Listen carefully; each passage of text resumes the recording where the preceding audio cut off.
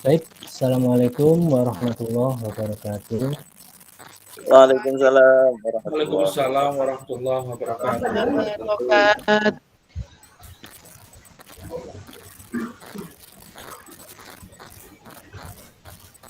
Apa kabar anak-anak? Alhamdulillah baik Pak. Alhamdulillah baik. Pak. Semoga kita semua dalam keadaan sehat dan afiat, Amin. selalu bahagia, Amin. dan pastinya tetap bersemangat. Baik, Bapak mulai pelajaran. Bapak absen dulu ya. Siapa saja yang hadir pada siang hari ini dan siapa yang tidak hadir. Muhammad Taufik. Hadir Pak. Miftahul Khairon. Hadir Pak Guru. Iswandi. Hadir Pak. Ani Pusparini. Hadir Bapak. Rina.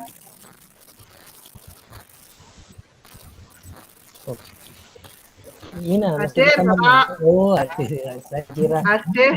kamar Mohon maaf. mandi. Ya, terima kasih. Jadi masuk semua ya. Alhamdulillah masuk semua Masuk. Pak. Ya. Masuk semua Bu. Sebelum kita mulai pelajaran yang pertama, silakan ketua kelasnya dipimpin doa. Monggo Khairon dipimpin doa dulu. Ibu Bapak, terima kasih. Baik teman-teman semuanya, sebelum kita mulai pelajaran, kita berdoa agar pelajaran kita belajar Allah dan ilmu yang bermanfaat. Berdoa.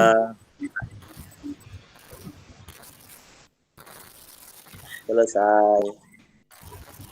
Ya, terima kasih. Alhamdulillah. Ya, sepertinya kurang semangat ini ya. Memang kalau pelajaran di jam terakhir itu sudah kenyang, sudah capek karena istirahat banyak bermain ya. Lapar Pak Guru. Oh lalu, belum sarapan, belum makan tadi istirahat tadi. Ada istirahat. Tidak. Ya sudah, baik. Kalau gitu, belum Bapak memulai materi yang baru, kira-kira dari anak-anak masih ingat gak pelajaran minggu kemarin, yaitu tentang sholat. Ada yang masih ingat? Masih ingat Pak Guru? Ya, coba Khairon, apa sih sholat itu? Salat itu dalam arti bahasa artinya doa Pak Guru. Kalau arti istilah gerakan atau ibadah yang diawali dengan takbiratul ihram dan diakhiri dengan salam Pak Guru. Wah, bagus sekali. Belum sarapan ada ya, tapi sudah bagus jawabannya. Coba kira-kira Iswandi, ada berapa sholat yang wajib kita laksanakan?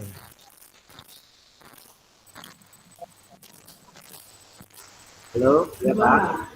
Ya, Ada 5 Pak. ada 5 ya. Itu Lohor, Asar, Maghrib. Nah, pinter. Baik, berarti masih ingat semua ya? Ingat Pak Guru. Masih ingat Pak. Baik, kalau itu Bapak akan melanjutkan ke materi selanjutnya, yakni tentang bersih dan sehat. Bapak keluarkan bukunya alat tulisnya. Masih semangat kan? Masih, Pak. Semangat. Semangat, iya. Itu, Buat Pak Guru, aku jadi semangat. iya itu Taufik itu sepertinya kekenyangan itu. Ngantuk, Pak. Iya. Baik, Banyak jajannya itu, Pak. oh iya. Banyak makan itu, Baik, Pak. untuk materi bersih dan sehat akan Bapak sajikan sebuah video.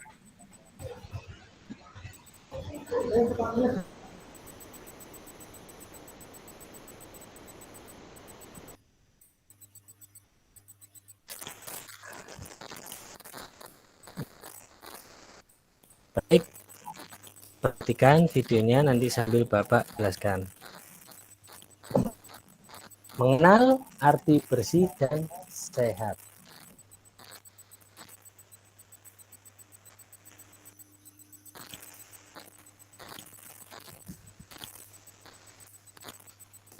Allah Subhanahu wa Ta'ala dan Rasul-Nya memerintahkan untuk bersuci dari dosa dan najis serta mencintai kebersihan.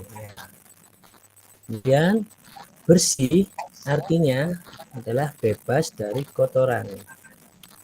Suci artinya bebas dari hadas dan najis.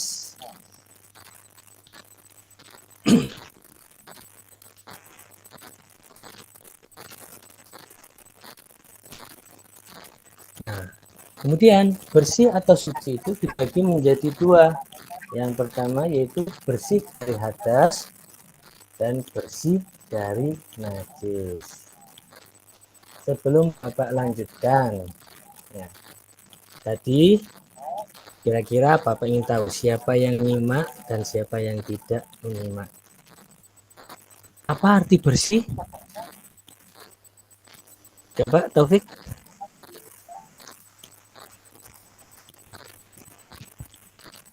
Apa, Pak? Bersih. Oh, Iya. Oke, Bersih Pak, maaf artinya lagi. apa tadi? iya. Tadi Taufik nggak nyimak, Pak Guru. Iya. Makanya kalau jajan cilok itu jangan dimakan sama sunduknya. Anda lama, Taufik Pak. ngantuk, Pak. Iya. Kebanyakan cilok, Pak. Oh, Kak suka makan cilok ya.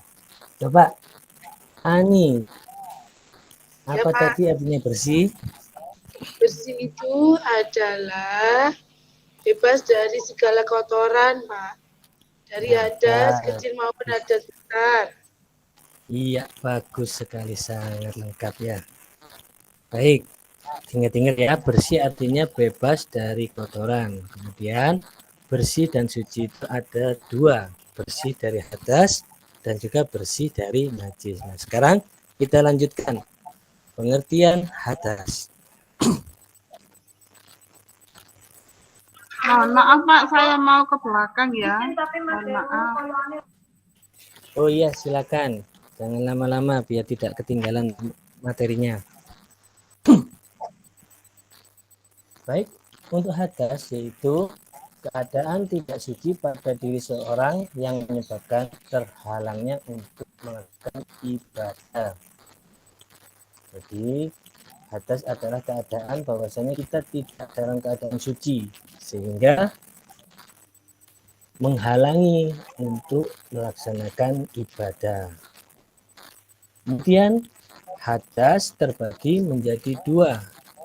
Yang pertama yakni hadas kecil dan yang kedua hadas besar. Nah, hadas kecil yaitu segala sesuatu yang membatalkan wudhu. Jadi untuk hadas kecil itu adalah perkara yang menjadikan wudhu kita batal. Kira-kira apa saja? Nah, silakan disimak lagi.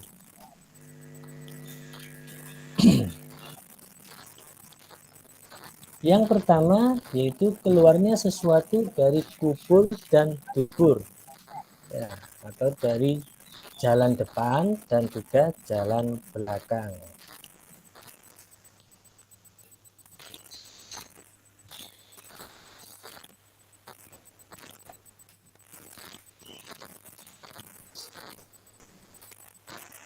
Kemudian yang kedua ya ini hilang akal. Nah, hilang akal ini bisa bermacam-macam ya. Ya. Hilang akal disebabkan karena tidur Mari atau coba. pingsan. Kemudian bersentuhnya kulit antara laki-laki dan perempuan yang bukan muhrim. Nah, nih bersentuhnya kulitnya, misalnya Khairon sama Rina, ya kulitnya bersentuhan. Nah, ini bisa membatalkan wudhu.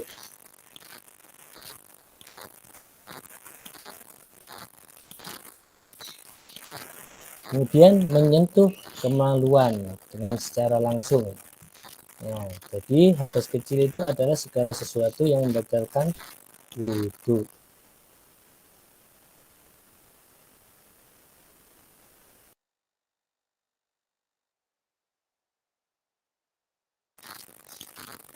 Kemudian apa itu hadas besar?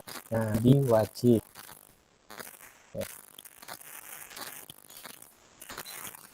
Dan macam-macamnya hadas besar apa saja? Yaitu yang pertama keluar air mani bagi laki-laki.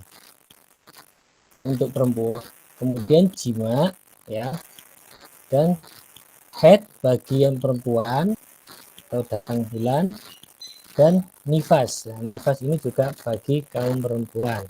Yang terakhir ini meninggal dunia. Jadi ya, sunahkan untuk mandi wajib, diharuskan untuk mandi wajib.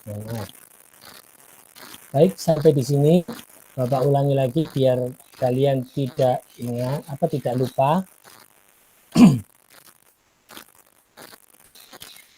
Dari pengertian hadas kecil tadi, coba kira-kira tahu nggak apa yang dimaksud dengan kubul dan dubur? Saya tahu Pak Guru.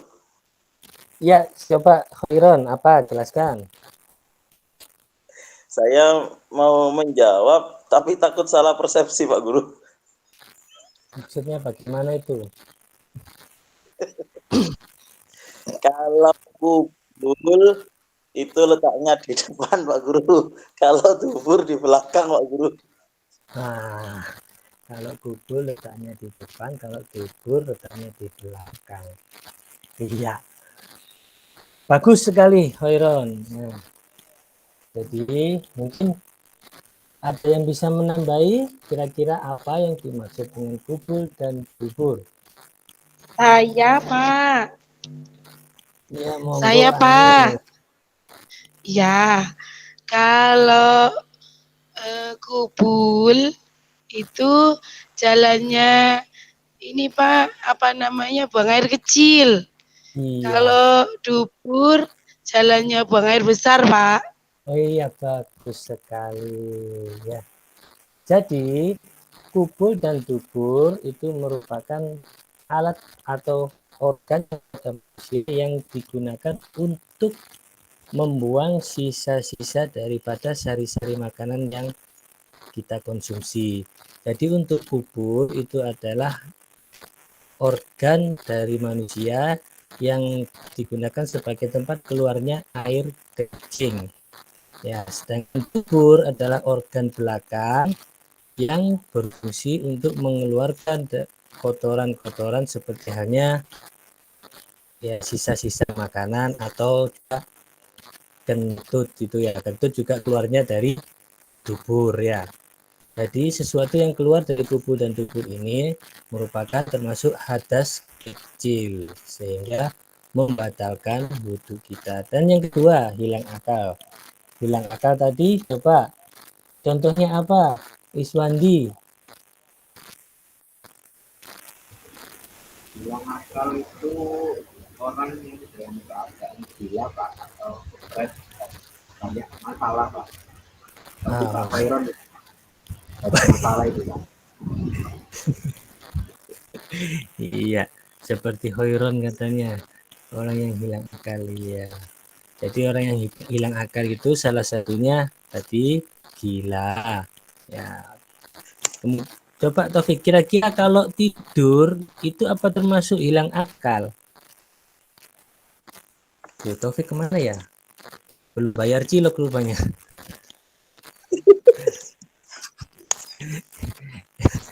Ya sudah, begitu Bapak Saya lanjutkan. Pak, saya Iya, ini kenapa? ya. Kalau tidur itu juga hilang akal Pak, tapi sementara. Pingsan juga di apa namanya? Pingsan, kemudian tidur itu juga termasuk apa namanya? Bukan hilang akal yang gila Pak, tapi hanya hilang akal sementara gitu Pak. Iya, bagus sekali. Kalau tidur sambil mendengkur apa hilang akal, Pak? Kenapa? Kalau tidur sambil mendengkur itu apakah hilang akal juga, Pak? Tidur sambil mendengkur. Waduh, ini sangat nyenyak berarti tidurnya ya. Kira-kira hilang akal nggak itu? Ya tentu saja yang namanya tidur itu pasti hilang akalnya ya. Karena kalau manusia sudah tidur, itu otomatis kalau ditanya sesuatu pasti dia akan lupa. Ya. Baik, Bapak akan melanjutkan materi videonya. Pak, saya izin ke belakang ya Pak. Oh iya, silakan. Taufik belum kembali, Pak. Iya. Baik, Bapak lanjutkan dari pembagian bersih dan suci tadi. Yang pertama tadi bersih dari hadas dan sekarang adalah bersih dari najis. Ya. Coba dilihat pengertian najis, yaitu najis adalah salah satu hal yang membatalkan ibadahnya seorang muslim. Jadi sesuatu hal yang membatalkan ibadahnya. Kalau tadi hadas itu adalah yang membatalkan wudhunya, kemudian hadas besar adalah sesuatu perkara yang mewajibkan kita untuk mandi besar. Sedangkan najis adalah sesuatu yang menjadikan batalnya suatu ibadah. Baik, Bapak lanjutkan. Najis dibagi menjadi 3. Ya. Yang pertama yakni najis mukhaffafah atau najis ringan. Contohnya yaitu air kencing bayi laki-laki yang berusia di bawah 2 tahun yang belum makan selain daripada ASI atau air susu ibu. Bagaimana cara mensucikan najis mukhaffafah ini? Yakni dengan memercikkan air sekali percikan saja pada benda yang terkena najis tadi. Ya, jadi kalau air kencing bayi laki-laki yang berusia di bawah 2 tahun dan belum makan apapun kecuali air susu ibu, ini tergolong najis mukhaffafah. Nah, kira-kira kalau air kencingnya Taufik tergolong apa ya? Ya, Anu Pak, apa di bawahnya mughaladhah sih sebetulnya. oh, di bawahnya. Ya, baik ini termasuk golongannya. Yang lebih berat, Pak. Iya. Berat-berat tuh. Ya, najis yang kedua lah ini najis mutawasito atau najis sedang. Ya, contohnya lah ini kotoran manusia, kotoran hewan, darah, nanah, bangkai.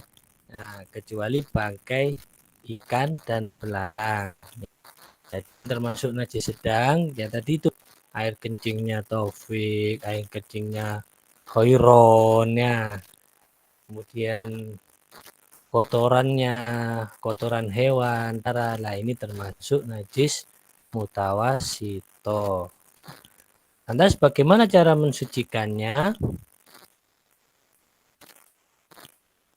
Nah, cara mensucikannya yakni membersihkan benda yang terkena najis, kemudian menyiram dengan air sampai bersih, baik itu dari rasanya, bau, dan warnanya. Ya. Jadi, kalau membersihkan najis mutawasito ini harus sampai hilang rasanya, baunya, dan juga warnanya. Pak, mana Pak kalau misalnya sudah tidak terasa, kemudian warnanya juga tidak ada, tapi baunya masih ada. kira-kira gitu masih mengandung najis atau sudah suci? Najis Pak Guru. Iya, najis. Bagus sekali ya, Khairon. Ya. Jadi, Kayak habis makan cilok, sudah minum, sudah nggak ada ciloknya, tapi masih ada baunya. Berarti iya, kan masih ada cilok. Gitu. iya itu. Iya, karena temannya gak dibagi ya. Jadi dia makan cilok sendiri. Baik, Bapak lanjutkan. Jadi kalau najis mutawasito itu harus ketiganya ini tidak ada ya. Baik rasa maupun bau dan warnanya. Oke, masuk kepada najis yang ketiga, yakni najis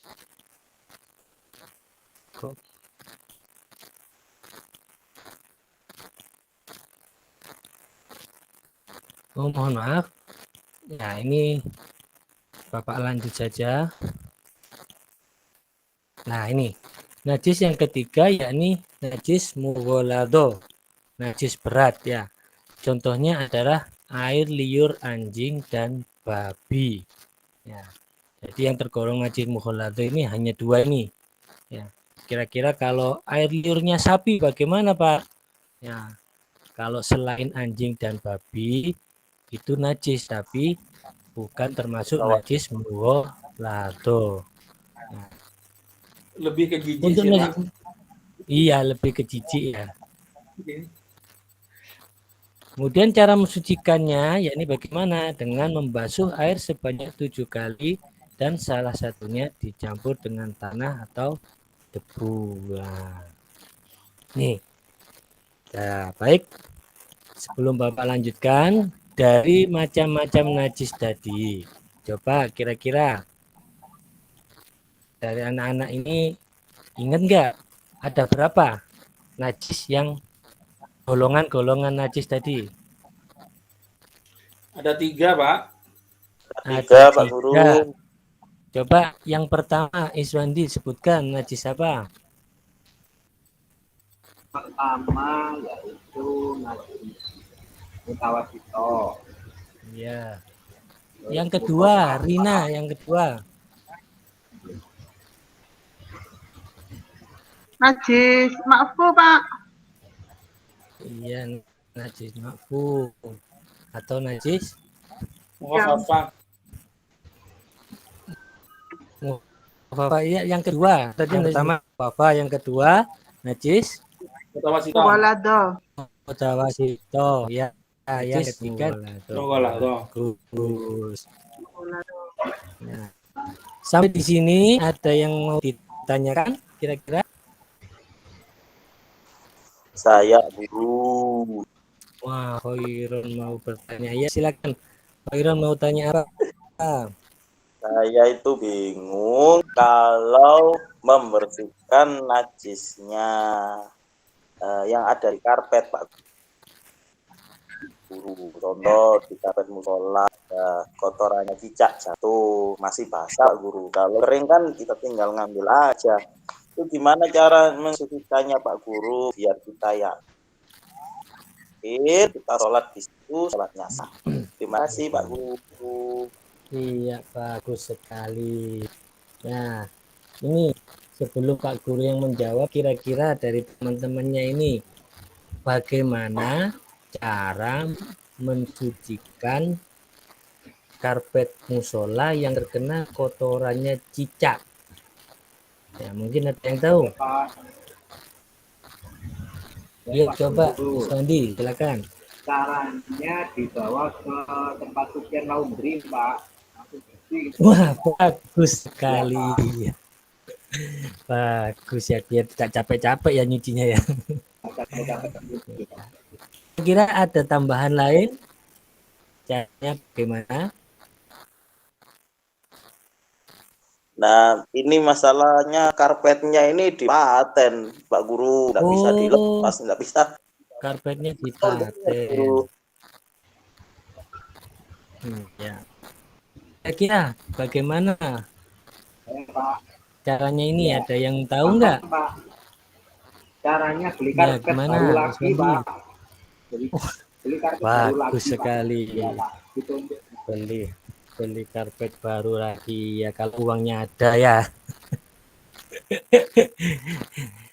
Ya, baik. Jadi begini ya, Khairon. Apabila karpet itu permanen misalnya ya, kemudian terkena kotorannya cicak ya. Kalau memang itu masih basah, langkah baiknya pertama, langkah awal yaitu diberi tanda. Misalnya atau dicarikan batu kecil atau apa gitu yang sekiranya bisa terlihat oleh orang-orang yang mau berjamaah. Beri tanda agar tujuannya apa? Agar kotoran tadi tidak terinjak. Kalau sampai terinjak, otomatis akan merambah kemana-mana karena sudah terinjak kaki. Kemudian orangnya yang menginjak tadi berjalan keliling masjid. Nah, sehingga akhirnya najisnya yang awalnya hanya di situ karena sudah terinjak akhirnya merembet kemana-mana. Jadi diberi tanda. Nah, ketika sudah diberi tanda, kemudian tunggu kotorannya tadi sampai kering. Kalau sudah kering, maka dibersihkan pada bagian yang terkena najis tersebut. Sampai yaitu tadi dengan cara dibersihkan dengan air sampai hilang bau, rasa, dan warnanya. Bagaimana? Seperti itu. Sudah jelaskah, Khairon? Nggih, Pak. Iya, Pak Guru. Jadi nggak jadi beli karpet baru dulu, Pak Guru ya. Uangnya untuk yang lain Iya, berarti, Pak. uangnya untuk yang lain saja, bisa buat perbaikan musola yang lainnya. Baik, sampai ada lagi yang ingin bertanya? Ya, Pak. Kalau tidak ada, Bapak lanjutkan. Sama tanya, Pak. Oh, ya silakan, Mas Wandi. Iya. Ini Pak, air liur manusia itu apakah najis, Pak? Iya, air liur manusia itu apakah najis? Nah, ini biasanya yang suka tidurnya ngiler ini kelihatan. Ya, kelihatan. Iya. Kira-kira najis enggak? Pak, ada yang bisa jawab? Kira-kira najis enggak air liur manusia ini?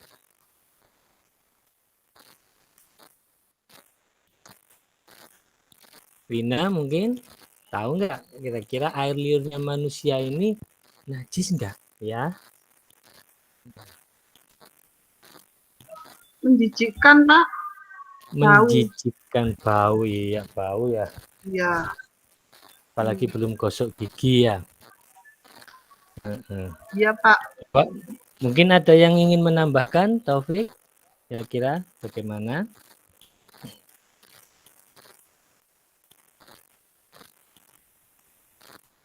Iya, di-on-kan dulu mic-nya. Nah, Taufik. Oke, maaf Pak G. Tidak fokus. Oke, bagi air liur manusia yang pernah saya tahu itu, kalau misalkan tidurnya pakai bantal, itu tidak najis karena murni liur dari bagian mulut. Kalau tidurnya tidak pakai bantal, itu liurnya itu menurut beliaunya guru saya itu ngalirnya dari perut, jadinya khawatir bercampur dengan kotoran yang ada di perut, jadinya dianggap najis seperti itu. Bagus sekali. Ya, baik Bapak sedikit jelaskan ya. Jadi kalau air liur manusia itu bagaimana, najis apa tidak ya? Lihat dari cara keluarnya. Kalau misalnya keluarnya ketika kita tidur dalam keadaan kepala lebih rendah dari perut, ya atau tadi tidak mengenakan bantal, ya, itu maka dihitung najis karena yang keluar adalah dari sari-sari makanan yang ada dalam perut. Kemudian kalau posisi kepala lebih tinggi daripada perutnya, ya bisa dengan misalnya tidur dalam keadaan duduk atau tidur dalam keadaan menggunakan bantal. Nah, maka ini air liur yang keluar tidaklah najis karena itu keluar berasal dari otak. Ya, jadi seperti itu, Iswandi.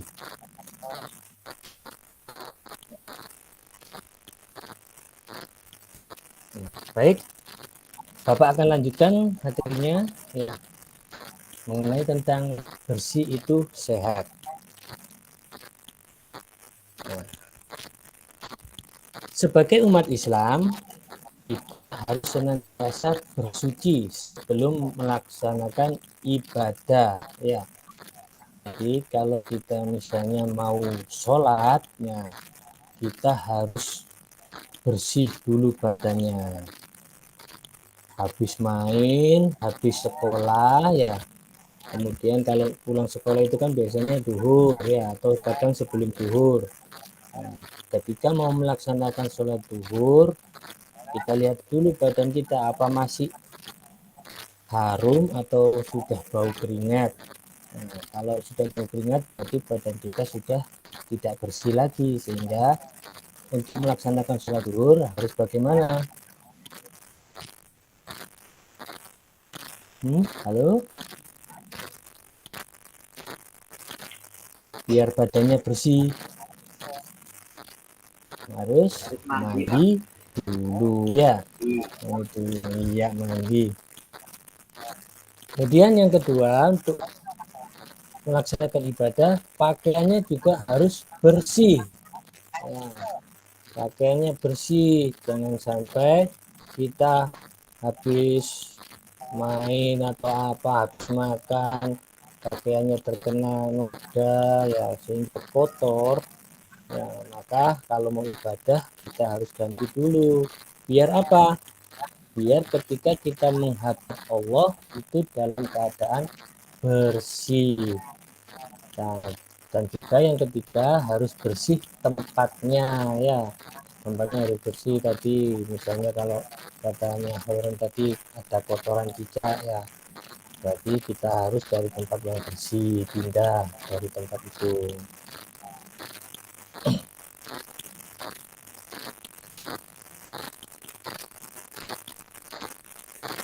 Nah, selain ketika dalam melaksanakan ibadah, badan juga harus bersih ya. Jadi tidak cuma ketika mau melaksanakan ibadah saja kita harus bersih. Kalau mau berangkat sekolah, mau bermain, ketemu dengan teman ya, dan lain sebagainya, badan kita juga harus bersih. Ya, ini kira-kira tadi siapa yang sekolah nggak mandi? Saya mandi subuh Pak Guru. Oh, bagus sekali. Biasanya ini yang sering nggak mandi ini Iswandi biasanya. Iya Pak, Soalnya bangunnya kesiangan. 1 minggu nggak mandi Pak. Alhamdulillah. Iya. Ya, jadi bersih badan artinya harus terbebas dari kotoran dan najis. Bersih badan kita dapat dengan dilakukan dengan cara mandi dan berwudu, motong kuku, menggosok gigi dan lain sebagainya. Kemudian bersih pakaian artinya yaitu segala sesuatu yang kita kenakan, mulai dari baju, celana, ya, peci ini harus bersih, sepatu, tas ya, dan lain sebagainya. Termasuk di lingkungan sekitar kita ya harus bersih. Kemudian bersih tempat, ya bersih tempat ini seperti ruang tamu tadi, tempat sholat ya, tempat tidur ini harus dibersihkan dulu. Ruang kelas, nah ini ruang kelasnya ini kelihatan kotor ini, itu coba lihat itu di bawah mejanya Khairon itu banyak sekali bungkus makanan itu. Kalau habis makan sebaiknya bungkusnya diapakan? Ditelan, bukan ditelan ya, dibuang ke tempat sampah, jangan ditelan ya. Iya Pak Guru. Anu Pak, Mas Khairon Ya. memang rajin mandi, cuma jarang bersih-bersih gitu. Oh gitu, rajin mandi jarang bersih. Iya. Jangan gosok gigi Pak, Khairon Pak. Oh Ya, jangan Pak. gosok gigi, Saya coba lihat giginya Khairon coba. enggak Pak Guru, saya mandinya cepat itu karena saya takut ketinggalan beli cilok sama Pak Taufik. Oh, Itu, emang si Pak. Bojo sudah ada yang jual cilok ya? Ada di sekolah saya Taufik, Guru. Iya, Pak. Baik, Bapak lanjutkan. Jadi bersih tempat kamar mandi. Kamar mandi ini harus selalu dibersihkan ya. Jadi kalau habis kencing atau habis buang air besar ya, itu harus disiram sampai bersih. Kalau misalnya kamar mandinya sudah kotor, itu harus dikuras, diganti airnya.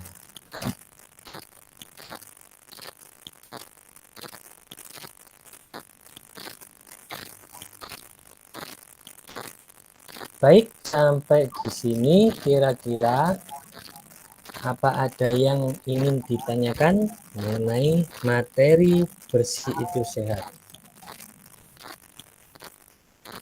Sudah Pak Guru, waktunya sudah hampir mau sholat zuhur Pak Guru. Oh iya, tadi sudah paham ya? Alhamdulillah paham Pak Guru. Bagus. Insya Allah Pak. Ya. Baik, sebelum Bapak akhiri pembelajaran pada siang hari ini, coba disiapkan kertasnya 1 lembar saja. Kemudian nanti dikumpulkan ke Pak Guru kalau sudah luring ya. Baik, ini coba dikerjakan di kertas lembaran tadi.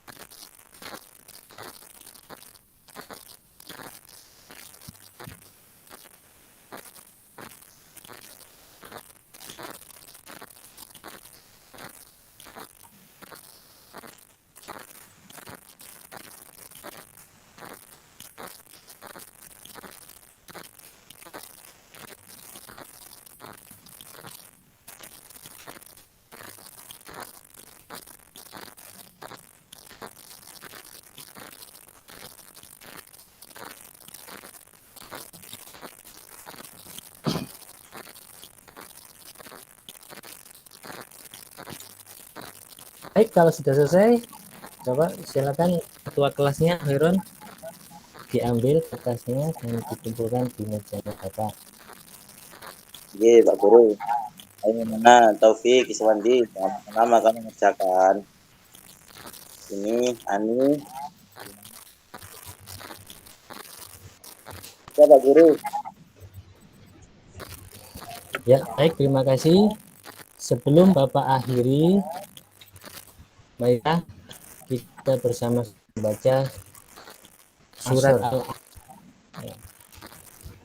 Al-Khairon dipimpin. Baik teman-teman, kita membaca surat An-Nasr bersama-sama, Al-Asr bersama-sama untuk mengakhiri pembelajaran kita siang hari ini. Bismillahirrahmanirrahim. Wal-'asr.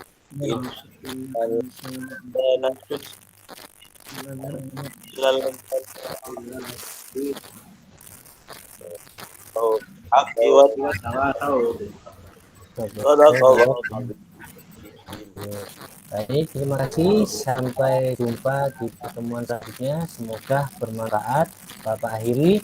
Assalamualaikum warahmatullahi wabarakatuh. Waalaikumsalam warahmatullahi wabarakatuh.